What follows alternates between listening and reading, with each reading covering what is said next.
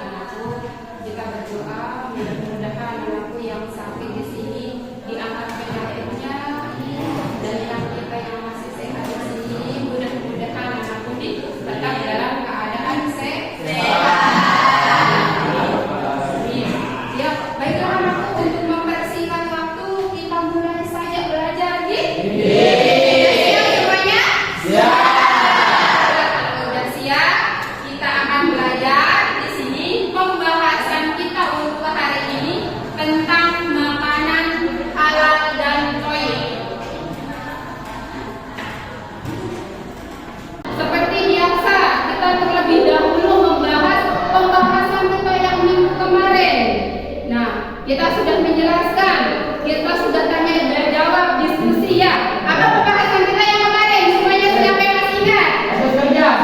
Semuanya Pak? Tentang etos kerja. Etos kerja itu berasal dari mana? Bahasa Yunani. Etos kerja berasal dari bahasa Yunani. Di sini ada dua kata. Nah, siapa yang tahu? Ada dua kata. Siapa? Etos dan kerja. Nah, etos dan kerja di sini maksudnya atau artinya apa?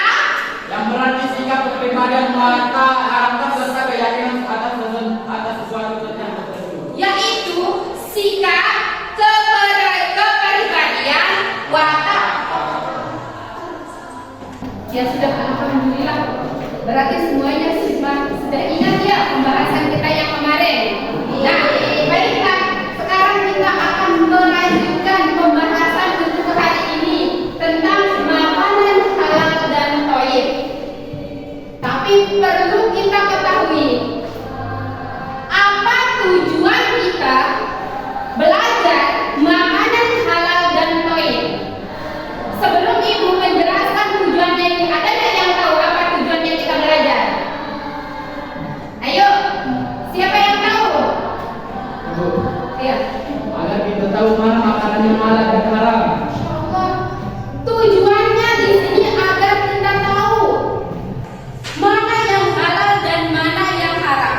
Baiklah, di sini saya akan menjelaskan dulu tujuan kita belajar makanan halal dan thayyib.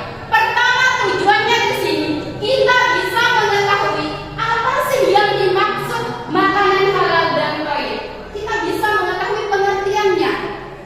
Yang kedua, kita bisa mengetahui manfaat-manfaat dari mengkonsumsi makanan yang halal dan yang thayyib.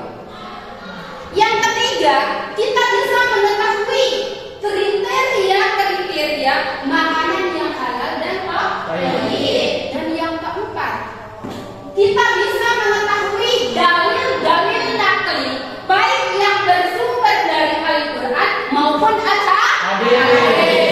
Itu tujuannya kita belajar makanan halal dan thayyib tersebut. Sekarang kita akan membahas ada beberapa pembahasan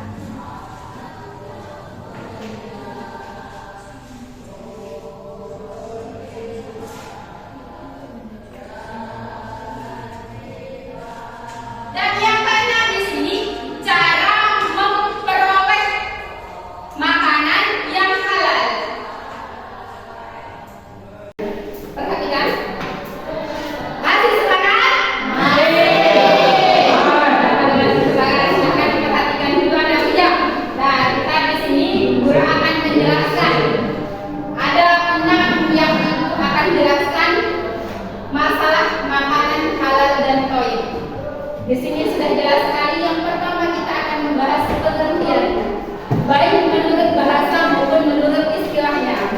Yang keempat, binatang yang halal.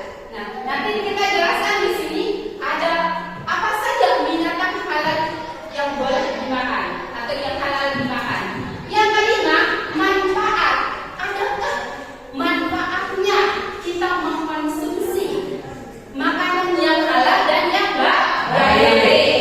Yang kelima, yang keenam di sini cara kita memperoleh makanan yang halal dan yang baik. Di sini caranya di sini tadi sudah dijelaskan ada dua. Nah, baiklah kita akan kembali dulu ke pengertiannya. Halal, kalau dilihat menurut bahasanya di sini, halal ini berasal dari bahasa apa? Kalau menurut bahasanya di sini, halal artinya tidak terikat dan terlepas. Sedangkan kalau dilihat menurut etimologinya di sini, ya berarti boleh dan dapat dilakukan karena bebas atau tidak terikat dan dengan ketentuan yang melarangnya. Nah, tidak terikat dengan ketentuan yang melarangnya. Kalau dilihat secara etimologinya, berarti halal artinya di sini yang boleh dikonsumsi yang sesuai dengan syariat Islam. Baik dilihat dari segi jamnya, nah, yang tidak kotor, yang tidak najis, yang tidak menjijikkan. Sudah jelas? Jelas. Alhamdulillah. Sedangkan yang ketiga di sini tidak berupa makanan kotor, tidak berupa makanan itu najis, tidak apa makanan itu najis. Tidak bisa bayar. Tidak bagi. Apa lagi? Tidak berupa bangkai. Apa lagi? Tidak berupa binatang buas, Binatang buas, binatang bertaring banyak sekali anakku. Ya, itu apa namanya? Kriteria. Harus kita punya kriteria. Nah, apa lagi? Tidak berupa ini sudah ya. Tidak merusak. Tidak merusak tidak merusak akal dan tidak merusak gigi. Itu ada 5 kriteria makanan tersebut yang harus kita konsumsi. Kita lanjutkan. Tadi kriterianya sudah, sekarang binatang halal. Nah, perhatikan anakku. Binatang halal, ada beberapa binatang halal yang boleh dikonsumsi yang halal di sini. Yang pertama binatang ternak. Kita sudah tahu apa saja sih yang dimaksud dengan binatang ternak tersebut ya. Nah, yang keempat di sini binatang yang baik. Yang mana sih yang dimaksud dengan binatang yang baik itu? Siapa yang bisa membantu Ibu? Ayo. Apa? Siapa? Binatang yang baik siapa maksudnya? Yaitu binatang yang tidak menjijikkan, yang tidak kotor. Apalagi? Yang tidak najis. Itulah yang dimaksud dengan binatang yang baik. Dan yang terakhir di sini binatang laut. Maka dalam hadis Nabi, semua yang berada di dalam laut itu dihalalkan kecuali bangkai manusia. Siapa yang tahu harusnya? Siapa yang tahu? Ya. Nah, di sini di dalam Al-Quran sudah dijelaskan anakku ya. Di dalam surat Al-Baqarah sudah dijelaskan surah ayat 168 sampai 169.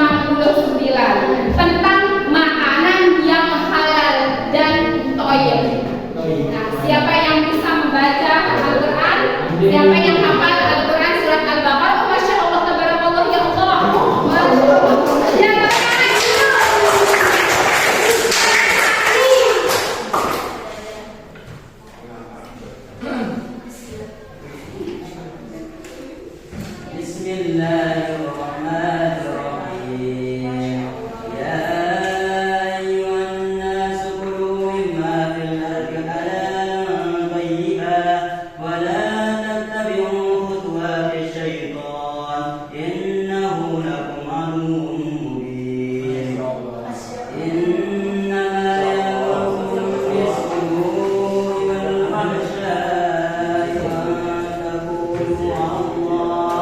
وأن تقولوا على الله ما لا تعلمون صدق الله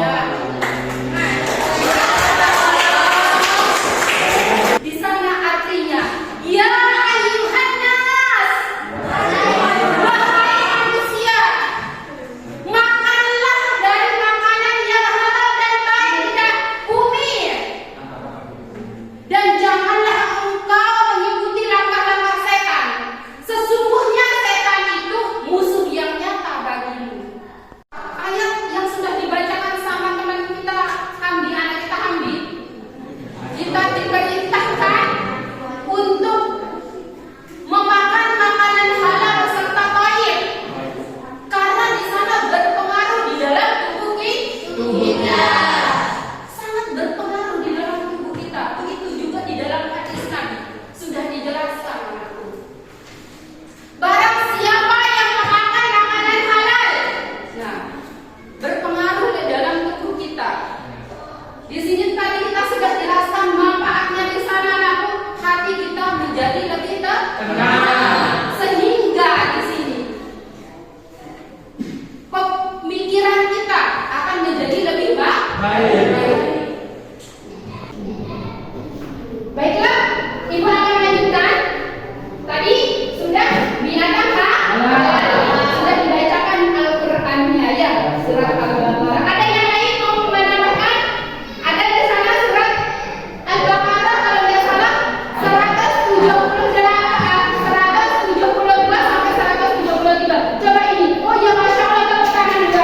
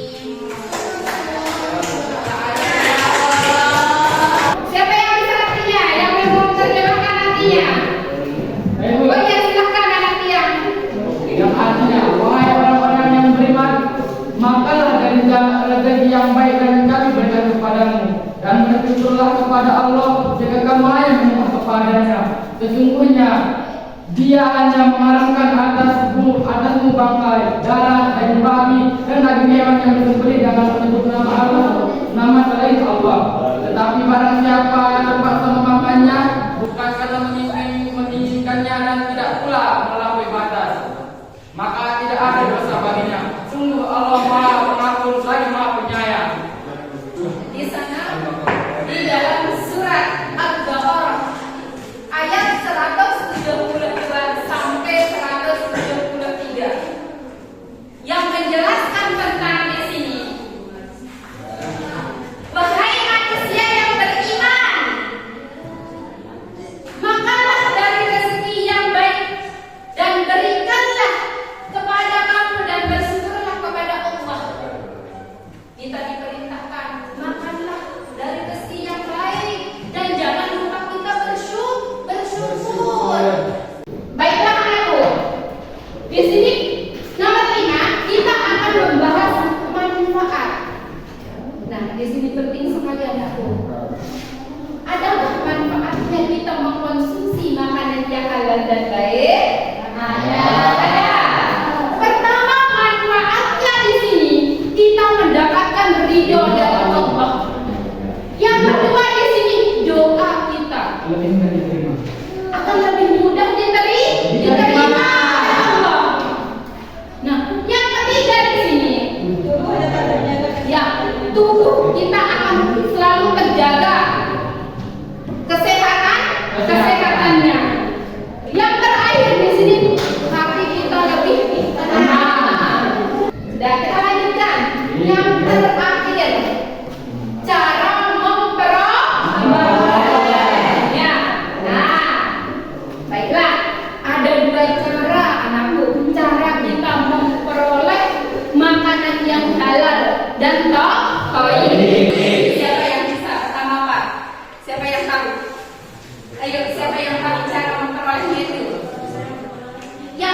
Sudah ada?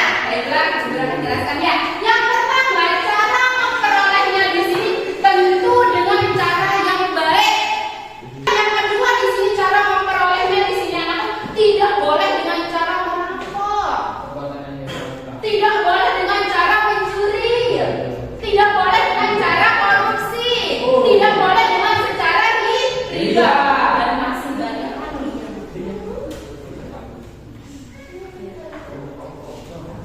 Sudah jelas?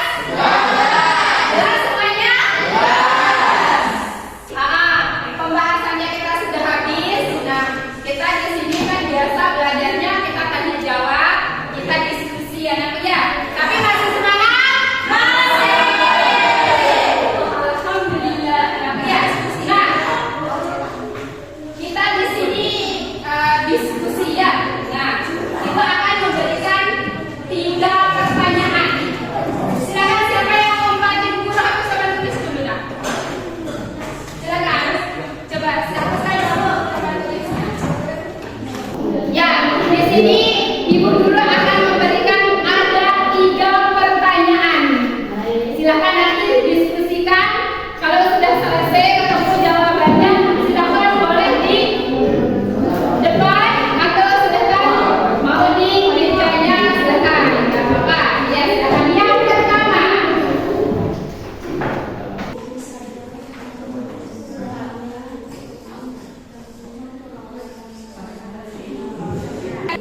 Ya, silakan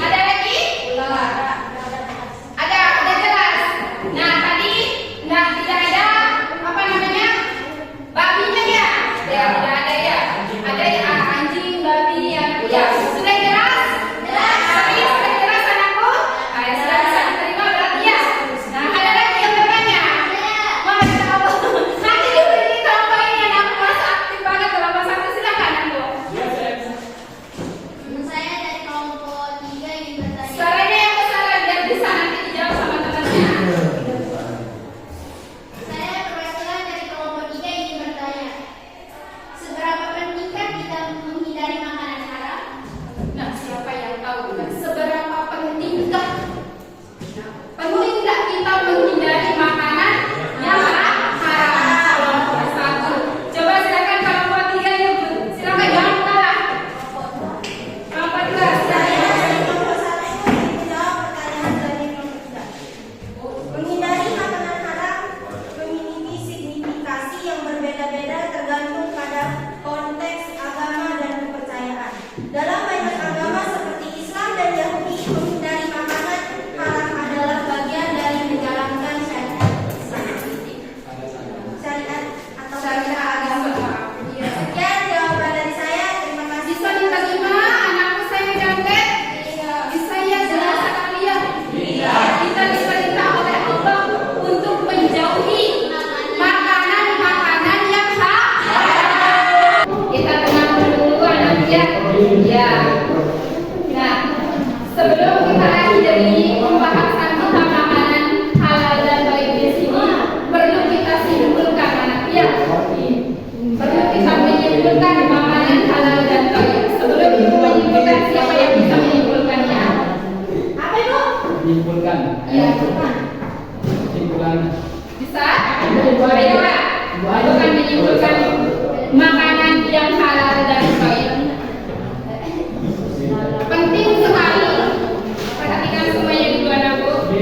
Penting sekali kita mengkonsumsi makanan yang halal serta baik. Karena dengan mengkonsumsi makanan yang halal dan baik di sini akan berpengaruh di dalam tubuh kita, akan berpengaruh kepada pikiran kita, tingkah laku kita. Begitu juga dengan makanan yang haram. Dengan kita mengkonsumsi makanan yang haram, di sini akan menimbulkan juga, karena Nabi bersabda, barang siapa yang memakan makanan haram, maka doanya tidak akan pernah didengar oleh Allah. Barang siapa yang memakan makanan yang haram, maka dagingnya juga ikut haram. Dan apabila dagingnya kita sudah haram, maka perbuatan kita ikut haram. Maka anakku penting sekali kita ketahui, penting sekali kita tahu mana makanan haram, maka mana makanan baik, dan mana makanan haram. Karena bisa berpengaruh di dalam tubuh, di dalam pemikiran kita, pikiran kita, di dalam tingkah laku kita. Baiklah. Sebelum kita tutup di sini anakku, mari kita sama-sama mengucapkan Alhamdulillah.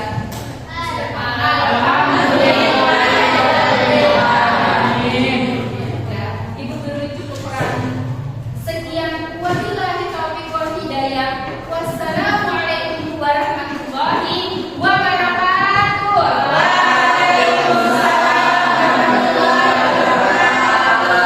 Sekali lagi kita tepuk tangan.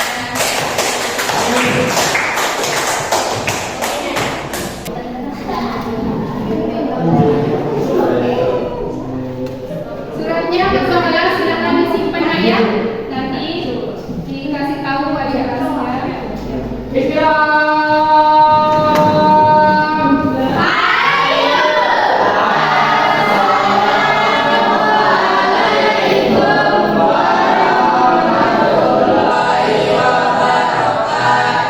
Waalaikumsalam warahmatullahi wabarakatuh. Silakan duduk. Silakan.